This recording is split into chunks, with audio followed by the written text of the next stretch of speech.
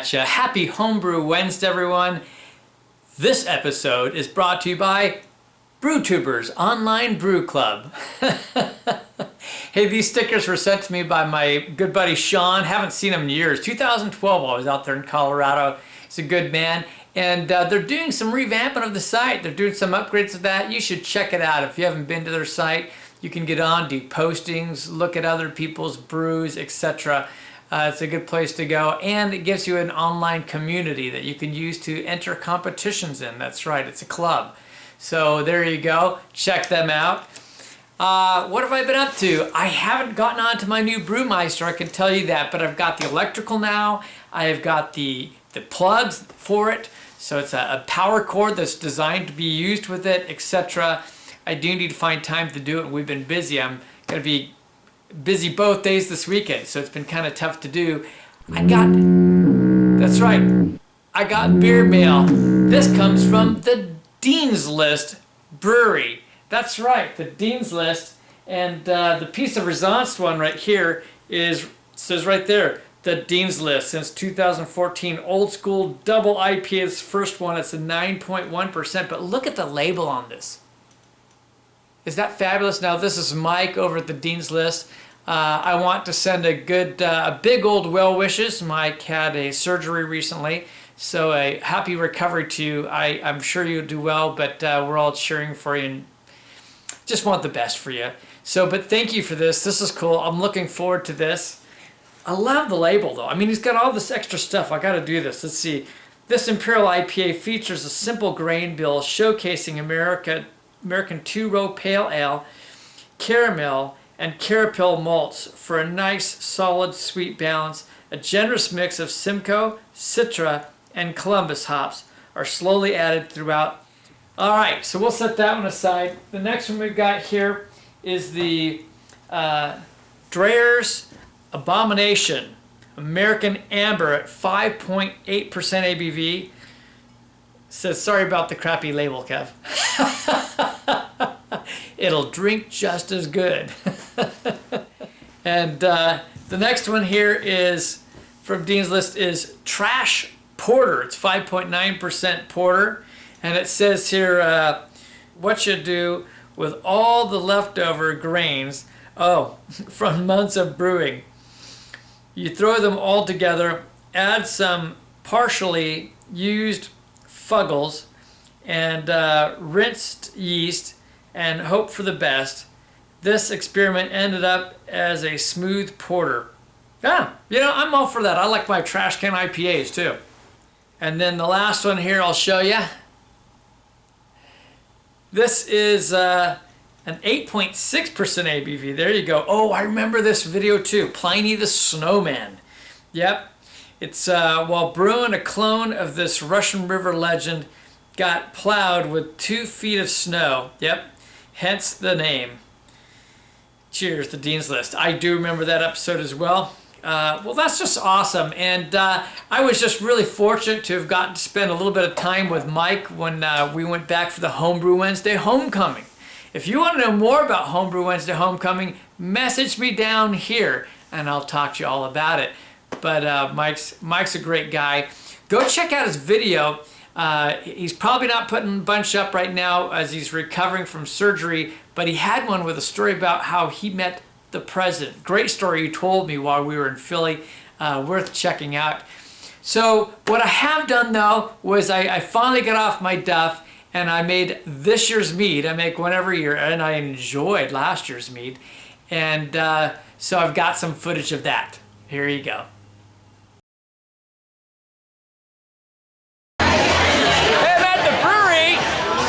Some white chocolate and just a few beers.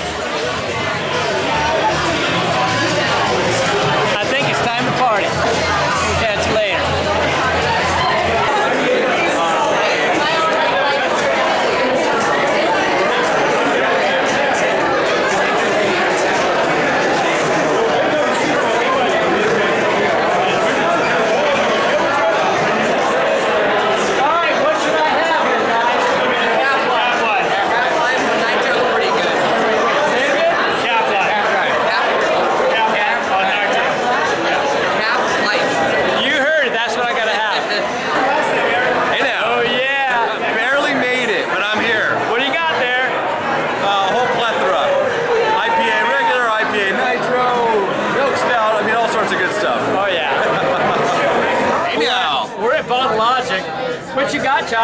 I honestly don't know. But I'm gonna go That's get the best beer when you don't know. I'm gonna go get a pint though of their Recursion IPA. It is killer. This is a German chocolate cake. Clement's Homebrew coming at you from the kitchen. Happy Homebrew Wednesday, everyone. It is time for me to get my meat on. That's right, I do this once a year. This year I've decided I'm making some peach mead. I went over to Costco. I found me some frozen peaches. We like using frozen fruits because they kind of break down the fruit and bring all those flavors and things out. This promises to be pretty good. I know that people use these for smoothies, so I've got 10 pounds of it. We're going to be using 7.5 pounds of the peaches here, and we're going to be making a 3-gallon batch of peach mead. This is going to involve 9 pounds of honey. So I buy these in 10-gallon containers. Kirkland honey. You know, I'm not the exquisite mead master. Go check out the Canadian Sasquatch Brewer if you want the most phenomenal meads and instructions how to do all that. So I've got that measured out, the 9 gallons. It's over in some nice warm water over there so it can pour in easily. Over here I'm heating up some water and we're going to start putting in the peaches here. We're going to bring this up to 170 degrees so that we can kill off any bacteria.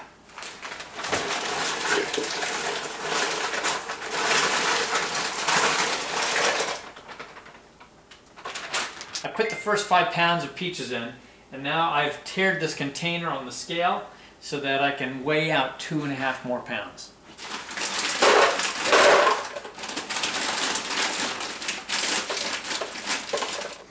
All right, now here's another 2 pounds and 8 ounces. And there we go. We're going to start warming this up. We're going to bring it, like I said, to 170 degrees. It's always a good idea to sample the fruit. Oh, that's good. That's sweet. That's beautiful. This is going to be a good mead. I gotta have some more. Sanitized spoon, we're going to stir that up. It's going to take a little while with frozen peaches, even though the water was preheated, of course. You've just put frozen peaches in. A couple other things we're going to be wanting to use. We're going to be using Pectin Enzyme, and this is going to help clarify everything with the fruit, something you always want to use whenever you're doing fruit. This calls for 3/4 of a teaspoon per gallon. And then we're going to be using some yeast nutrient as well. The yeast nutrient here is wine yeast. This is for wine, actually. We're also going to be putting in a yeast. We're going to be using the Lavalin 71B-1122. In addition to that, I use K-Firm. You hear about things like DAP that can be used for meads. That's contained in here, plus a few extra things. So it's a lot of yeast nutrients that are really great for honey meads. And then also I use Go-Firm, which really boosts those yeasts and really gets them going strongly. This is something that I've actually used in a beer once when the fermentation wasn't taking off like I thought. Put some Go-Firm in there and boom, it was like putting some jet fuel in there. It just really got it going. So a wonderful product, but something that maybe you should keep around. If you've got a beer that you're brewing and that fermentation isn't quite doing what you expected to do, you could draw some out, mixed up with this, and then reintroduce it and see what happens. It's pretty amazing. Meanwhile, I've had the honey warming in 110 degree water. It's enough to get it quite liquid. You can see it's moving from the top easily. We don't want to overheat that. We want to keep those delicate flavors intact.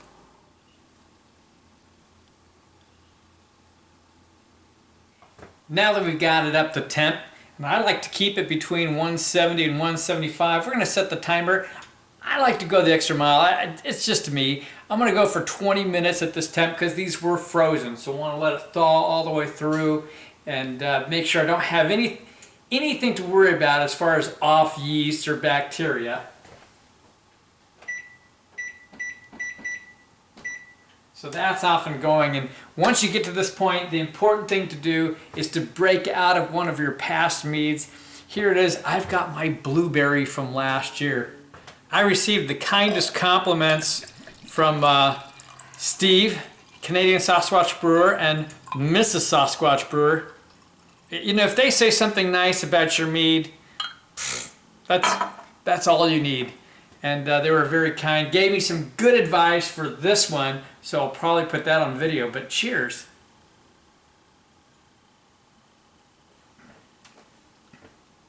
I've warmed this up because it's particularly good warm.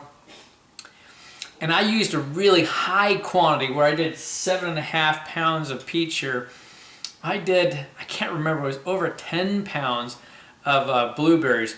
So it's a high blueberry content and it pushes over to that wine edge. But I enjoy wine, so it's someplace between a sweet blueberry mead and a wine. But you can just see how dark that is and look at those colors in there. That's just a deep, deep burgundy. Man, this is beautiful on a rainy Oregon day, so cheers. Some fruits really benefit from freezing. Peaches probably, if they were fresh peaches, would probably do just fine, particularly if they were on the overripe side. But when they're things like berries, like raspberries and blueberries, that they're really packed in tight and they hold on to those sugars, and freezing it really breaks all that down, and so that it really releases those much more easily. They're more easily accessible for the yeast to consume. Meanwhile, we're going to let our yeast rehydrate. So we're going to go ahead and pour in our 1171B112 and get that going. I'm really enjoying this. There's so much I could have done to make this blueberry mead better, and I've learned a lot since then by watching Steve's videos and listening to other people. SJ makes some great meads.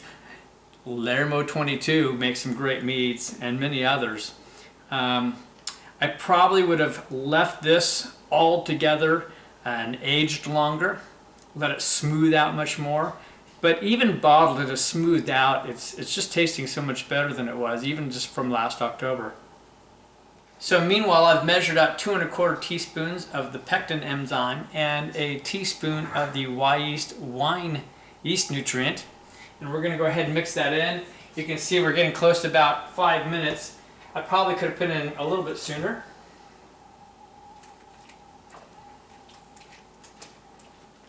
But this should be sufficient.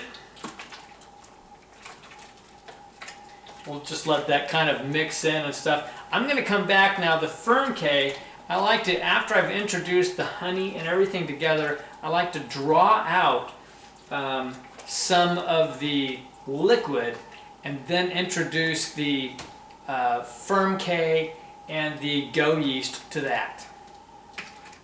Alright, the timer is going off. It is time to quit. But meanwhile, I've already turned off the temp because with the peaches in there, it's held temperature the whole time very well. What I got to do now is I've got to cool this down to about 110, 115 degrees, because as we add the honey, we don't want to lose those beautiful essence, you know, the light flavors that are in the honey. So this is going to take some time. So I'll be back as we get this cooled down. All right, we've cooled this down to 110 degrees actually. So it's time to go ahead and add the honey in. As always, I've been sanitizing things as I go, and we're not worried about burning on the bottom. We're going to start mixing this honey in. It should be plenty warm enough for it to dilute just fine. Had some warm water ready to go. We're going to blast the goodness out. Now the water I used was filtered. I have a filtering system that I use for when I'm brewing and making meads. I'm pouring the last of it now.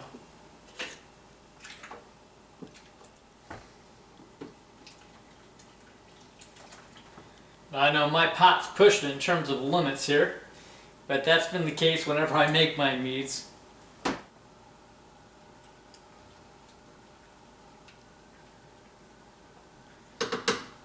Meanwhile, on my scale over here, I have 3 grams of the Firm K and 6 1/4 grams of the Go Firm. And I've sanitized this half-cup container, this half-cup measuring cup. And we're going to get some of the juice from this with the honey. We're going to go ahead and add that in. A bit of it.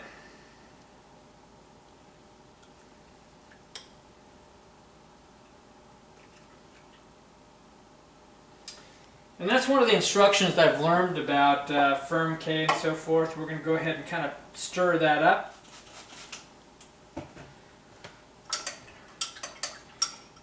Kind of get that loosening up and going, get it ready, broken down, etc. And it's time to pour it across. I've got a full-on fermentation bucket. It will get moved later. I like to rack it over into a glass carboy. And sometimes you want to do multiple rackings just to help with the clarity over time. But you're definitely always going to rack off the first time, if not a second time, because you want to get rid of all that yeast. You want to keep the clarifying process going along. Meanwhile, to make sure the kitchen's clean and make sure that my wife is happy, I've got a big old towel on the ground. So if anything does spill, it's not going to get on the floor. Here we go.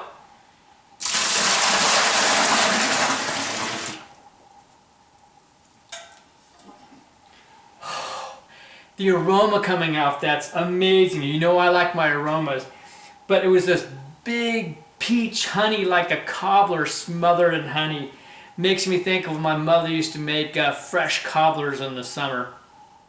I've added another 1.5 gallons of filtered water. We're going to check the temperature.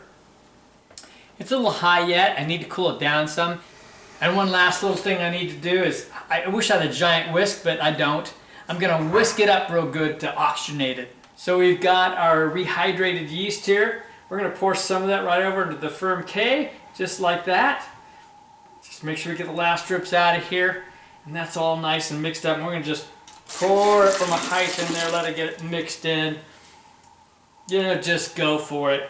And that's going to get this all going. Just a robust fermentation, get it rocking and rolling. So you know the rest. We're going to put a cap on there and everything else. Everything's all sanitized, ready to go.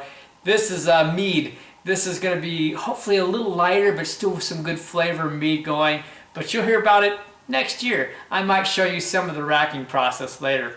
Happy Homebrew Wednesday, everyone. We'll catch you all later.